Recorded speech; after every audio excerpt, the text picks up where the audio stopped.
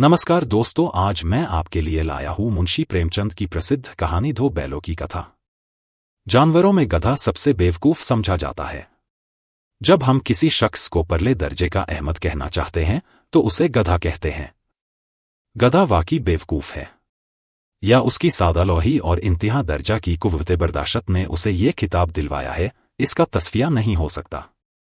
गाय शरीफ जानवर है मगर सींग मारती है। कुत्ता भी फरीब जानवर है, लेकिन कभी कभी उसे गुस्सा भी आ जाता है। मगर गधे को कभी गुस्सा नहीं आता, जितना जी चाहे मार लो, चाहे जैसी खराब सड़ी हुई घास सामने डाल दो, उसके चेहरे पर नाराजगी के आसार कभी नजर न आएंगे। अप्रैल में शायद कभी कुलेल कर लेता हो, पर हमने उसे कभी खुश होते नहीं देखा। उसके चेहरे पर एक मुस्तफिल मायूसी छाई रहती है। सुख दुख नफा नुकसान से कभी उसे शाद होते नहीं देखा। ऋषिमुनियों की जिस कदर खूबियां हैं, सब उसमें बदर जायतुम मौजूद हैं, लेकिन आदमी उसे बेवकूफ कहता है। आला फसलतों की ऐसी तौहीन हमने और कहीं नहीं देखी। मुमकिन है दुनिया में सीधेपन के लिए जगह न हो, लेकिन गधे का एक भाई और भी है जो उससे कुछ कम ही गधा है, और वो है बैल। जिन मानों में हम गधे का लफ्ज इस्तेमाल करते हैं, कुछ लोग ऐसे भी हैं जो बैल को बेवकूफों का सरदार कहने को तैयार हैं। मगर हमारा ख्याल ऐसा नहीं। बैल कभी कभी मारता है, कभी कभी अड़ियल बैल भी देखने में आते हैं, और कभी कई तरीकों से वो अपनी नापसंदीदगी और नाराजगी का इजहार कर देता है। लिहाजा उसका दर्जा गधे से नीचे है। झूरी काछी के पास दो बैल थे। एक का नाम था हीरा और दूसरे का मोती। दोनों देखने में खूबसूरत, काम में चौकस, डील डॉल में ऊंचे। बहुत दिनों से एक साथ रहते रहते दोनों में मोहब्बत हो गई थी। जिस वक्त ये दोनों बैल हल या गाड़ी में जुते जाते और गर्दनें हिला हिला कर चलते, तो हर एक की यही कोशिश होती कि ज्यादा बोझ मेरी ही गर्दन पर रहे। एक साथ नांद में मुंह डालते, एक मुंह हटा लेता तो दूसरा भी हटा लेता, और एक साथ ही झूरी अपने बैलों पर यह इल्जाम बर्दाश्त न कर सका। बोला, नमकहराम क्यों है? चारा न दिया होगा तो क्या करते? औरत ने तुनक कर कहा, बस तुम ही बैलों को खिलाना जानते हो, और तो सभी पानी पिला पिला कर रखते हैं। दूसरे दिन झूरी का साला, जिसका नाम गया था, झूरी के घर आया और बैलों को दोबारा ले गया। अब के उसने गाड़ी में जोता।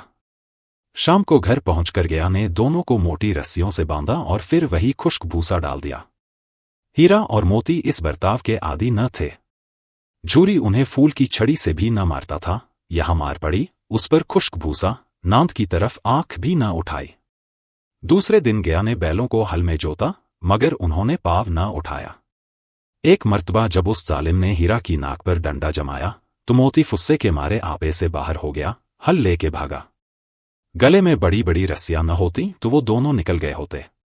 मोती तो बस ऐंठ कर रह गया। गया आ पहुंचा और दोनों को पकड़ कर ले चला। आज दोनों के सामने फिर वही खुश्क भूसा लाया गया। दोनों चुपचाप खड़े रहे। उस वक्त एक छोटी सी लड़की दो रोटियां लिए निकली और दोनों के मुंह में एक एक रोटी देकर चली गई। ये लड़की गया की थी। उसकी मां मर चुकी थी। सौतेली मां उसे मारती रहती थी। इन बैलों से उसे हमदर्दी हो गई। दोनों दिन भर जोते जाते, उल्टे डंडे खाते, शाम को थान पर बांध दिए जाते, और रात को वही लड़की उन्हें एक एक रोटी दे जाती। एक बार रात को जब लड़की रोटी देकर चली गई तो दोनों रस्सियां चबाने लगे, लेकिन मोटी रस्सी मुंह में न आती थी। बेचारे जोर लगाकर रह जाते। इतने में घर का दरवाजा खुला और वही लड़की निकली। दोनों सर झुकाकर उसका हाथ चाटने लगे। उसने उनकी पेशानी सहलाई और बोली, खोल देती हूं, भाग जाओ, नहीं तो ये लोग तुम्हें मार डालेंगे। आज घर में मशवरा हो रहा है कि तुम्हारी नाक में नथ डाल दी जाए। उसने रस्से खोल दिए और फिर खुद ही चिल्लाई, ओ दादा, ओ दादा। दोनों फूफा वाले बैल भागे जा रहे हैं। दौड़ो, दौड़ो। गया घबरा कर बाहर निकला। उसने बैलों का पीछा किया, वो और तेज हो गए। गया ने जब उनको हाथ से निकलते देखा तो गांव के कुछ और आदमियों को साथ लेने के लिए लौटा। फिर क्या था, दोनों बैलों को भागने का मौका मिल गया। सीधे दौड़े चले गए। रास्ते का ख्याल भी न रहा।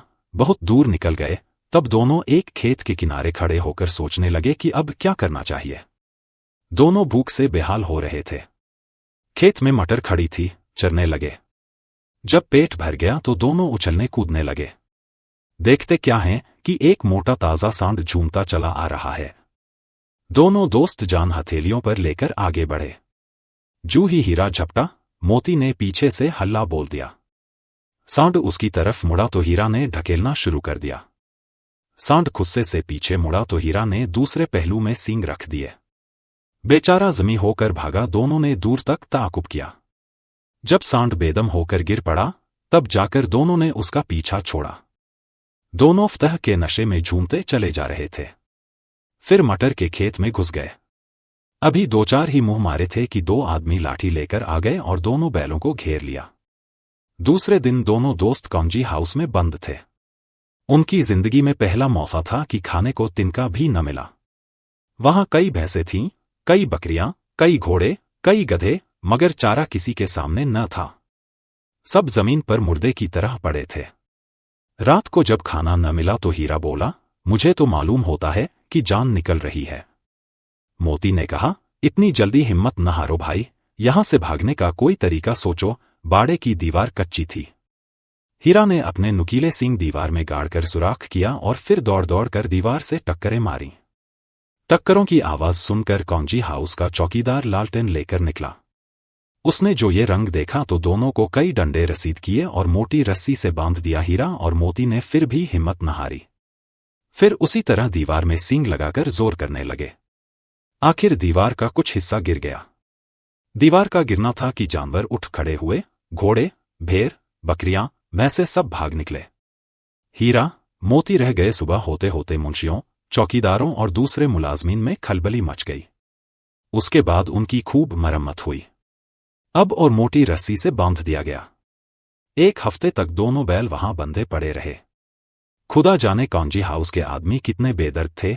किसी ने बेचारों को एक तिनका भी न दिया।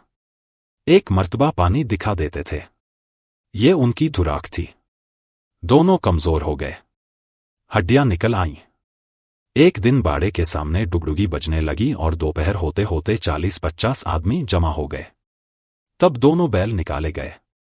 लोग आकर उनकी सूरत देखते और चले जाते। उन कमजोर बैलों को कौन खरीदता। इतने में एक आदमी आया जिसकी आंखें सुर्ख थीं। वो मुंशी जी से बातें करने लगा। उसकी शक्ल देखकर दोनों बैल कांप उठे। नीलाम हो जाने के बाद दोनों बैल उस आदमी के साथ चले। अचानक उन्हें ऐसा मालूम हुआ कि ये रास्ता देखा हुआ है। हाँ, इधर ही से तो गया। उनको अपने गांव ले गया था। वही खेत, वही बाफ, वही गांव। अब उनकी रफ्तार तेज होने लगी। सारी तकान, सारी कमजोरी, सारी मायूसी रफा हो गई। अरे, ये तो अपना खेत आ गया। ये अपना कुआं है जहां हर रोज पानी पिया करते थे। दोनों मस्त होकर कुलेंगले करते हुए घर की तरफ दौड़े और अपने थान पर जाकर खड़े हो गए। वो आदमी भी पीछे पीछे दौड़ा आया। झूरी दरवाजे पर बैठा खाना खा रहा था। बैलों को देखते ही दौड़ा और उन्हें प्यार करने लगा। बैलों की आंखों से आंसू बहने लगे। उस आदमी ने आकर बैलों की रस्सियां पकड़ लीं। झूरी ने कहा, ये बैल मेरे हैं। तुम्हारे कैसे हैं? मैंने नीलाम में लिए हैं। वो आदमी जबरदस्ती बैलों को ले जाने के लिए आगे बढ़ा। उसी वक्त मोती ने सींग चलाया। वो आदमी पीछे हटा। मोती ने ताकुब किया और उसे खदेड़ता हुआ गांव के बाहर तक ले गया। गांव वाले ये तमाशा देखते थे और हंसते थे। जब वो आदमी हार कर चला गया तो मोती अकड़ता हुआ लौट आया। जरा सी देर में नांद में खली, भूसा, चोकर, दाना सब भर दिया गया। दोनों बैल खाने लगे। झूरी खड़ा उनकी तरफ देखता रहा और खुश होता रहा। 20 लड़के तमाशा देख रहे थे। सारा गांव मुस्कुराता हुआ मालूम होता था। उसी वक्त मालकिन ने आखिर दोनों बैलों के माथे चूम लिए। अगर आपको ये कहानी पसंद आई हो तो लाइक करें, कमेंट करें और सब्सक्राइब करें। हम लोग जल्द ही मिलते हैं अगले वीडियो में। तब तक के लिए धन्यवाद।